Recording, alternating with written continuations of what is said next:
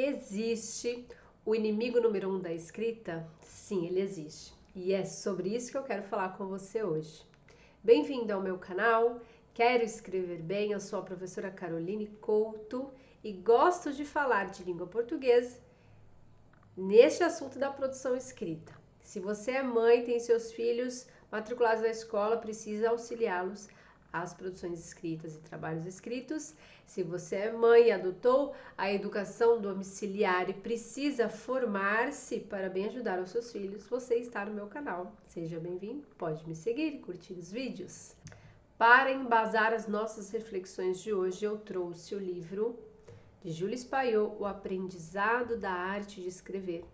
É um francês, um autor francês que esteve por longos anos envolvido com a educação na França e que escreveu este livro. Ele foi publicado em 1913 e é por isso que as suas declarações em determinado trecho que eu escolhi são para nós interessantes, mas bombásticas também, porque nesta época já incomodavam muito o caminho da educação, da composição francesa.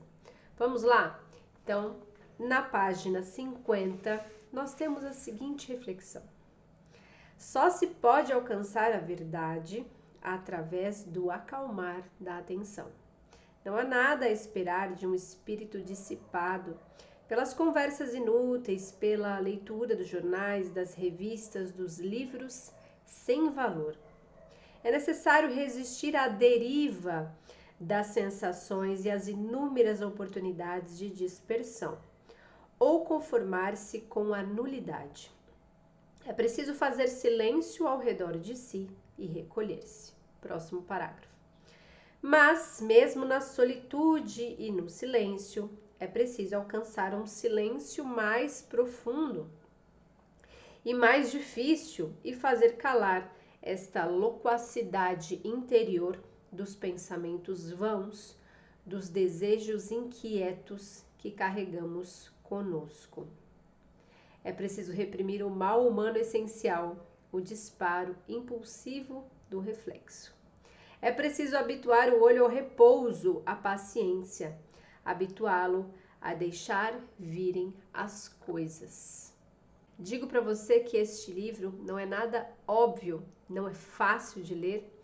É uma leitura com um teor bastante filosófico, profundo, sobre o trabalho da composição, da escrita, da produção de textos. Hoje nós estamos muito acostumados a ver aulas de produção de texto que estão com os olhos voltados assim unicamente na redação dos vestibulares.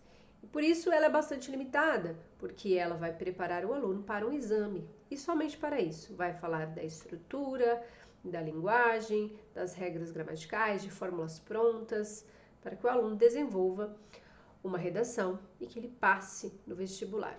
E só. Não é isso que eu quero apresentar aqui, quero algo mais profundo, mais denso e por isso mais difícil. Mas se é difícil, é para mim, se é difícil, é para você. Muito bem, o que aconteceu aqui nessa leitura? Eu falei no início deste vídeo que este livro foi publicado em 1913 e eu quero trazer para você um dado bastante surpreendente. Se você não sabe, o primeiro protótipo da televisão saiu em 1922, né, enquanto o criador desse protótipo, com um nome bastante difícil, estava no ensino médio. Em 1927, ele fez a primeira transmissão eletrônica de uma televisão e registrou a patente da invenção. Muito bem. Isso foi em 1927. A primeira transmissão eletrônica de TV. Quando este livro foi lançado? 1913. E vimos aqui algumas palavras que são muito atuais para nós, algumas constatações. Ele fala das conversas inúteis, dos jornais, revistas e livros sem valor. Ele fala da necessidade de nós resistirmos à deriva das sensações e às inúmeras oportunidades de dispersão. Muito bem. Nesta época, não havia televisão. E sabemos de tudo que não havia que veio depois. Né? Se não havia televisão, não havia internet, não havia smartphone, não havia 5G, não havia muita coisa que nos atrapalham demais hoje, mas que já lá naquela época ele já está denunciando. Tem uma questão aqui que vale a pena nós paremos e que façamos uma reflexão sobre a deriva das sensações.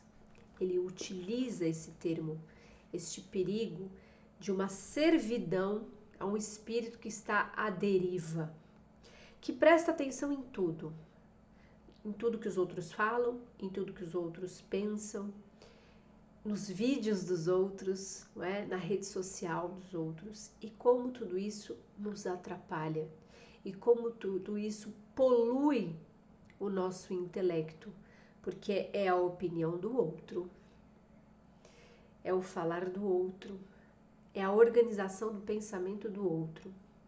E assim nós chegamos ao segundo perigo que ele cita, que é a servidão à preguiça, a debilidade de pensamento. E então ele denuncia que nesta época os jovens têm uma debilidade em sua força mental. E é preciso nadar contra esta corrente. Ou seja, buscar um pensamento forte, lutar contra a preguiça intelectual de formular os seus próprios pensamentos. E num terceiro momento ele ainda fala desta servidão a paixões desordenadas, a sentimentos que podem trazer para a sua fala, para a sua escrita, a organização do seu pensamento, uma confusão que se dá por suas paixões, pelos seus sentimentos que estão desordenados. Então, nós não podemos estar distraídos, não podemos ter preguiça e não podemos ter sentimentos perigosos que nos fazem escravos de paixões que desordenam, que cegam a nossa capacidade de expor pensamentos ordenados. Muito bem, e aí numa segunda parte tem uma questão aqui muito profunda, eu quero que você pense comigo. Ele fala que para escrever a gente precisa recolher-se. Então eu imagino, se você tem que escrever um texto, você precisa achar um momento de silêncio. Precisa fechar a porta do quarto, precisa desligar o celular, música. Você vai procurar naturalmente um momento de silêncio para que você possa respirar fundo e começar a escrever. Isto basta? Não, isso não basta, porque ele diz ainda assim, ó, mesmo na solitude e no silêncio, é preciso alcançar um silêncio mais profundo e mais difícil e fazer calar esta loquacidade interior dos pensamentos vãos, dos desejos inquietos. Quando nós estamos sozinhos, não basta afastar os eletrônicos, desligar as redes sociais, televisão, música, tudo isso. Nós ainda temos que lutar contra os nossos pensamentos, coisas que nos distraem, preocupações, desejos inquietos.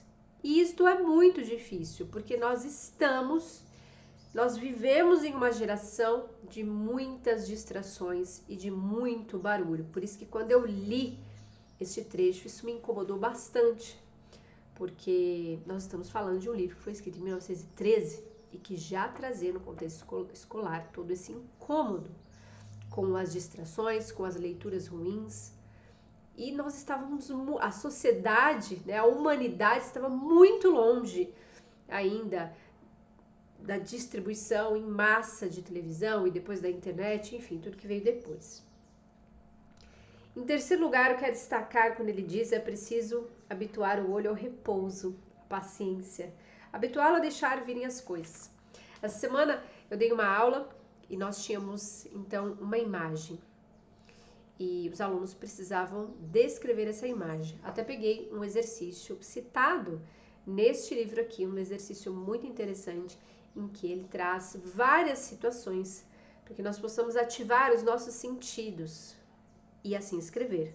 Então, a escrita com atividades auditivas, a escrita com atividades visuais, a escrita com atividades táteis também. E o aluno precisa organizar o seu pensamento, aprofundar nos seus sentidos para conseguir escrever. E uma aluna muito boa, uma aluna excelente, disse para mim: professora, eu não sei por onde começar, eu não sei o que fazer. E já tinha passado assim, uns 10 minutos que os alunos estavam no processo de escrita.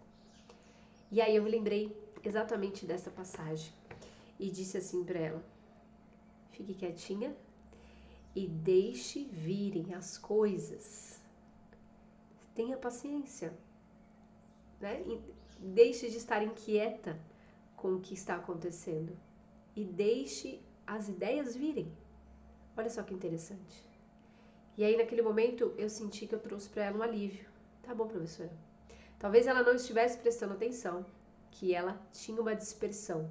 A preocupação em fazer um bom texto podem ser inúmeros fatores, né? Uma preocupação com um problema familiar, uma coceira, né? Um problema, uma doença, alguma coisa que está incomodando.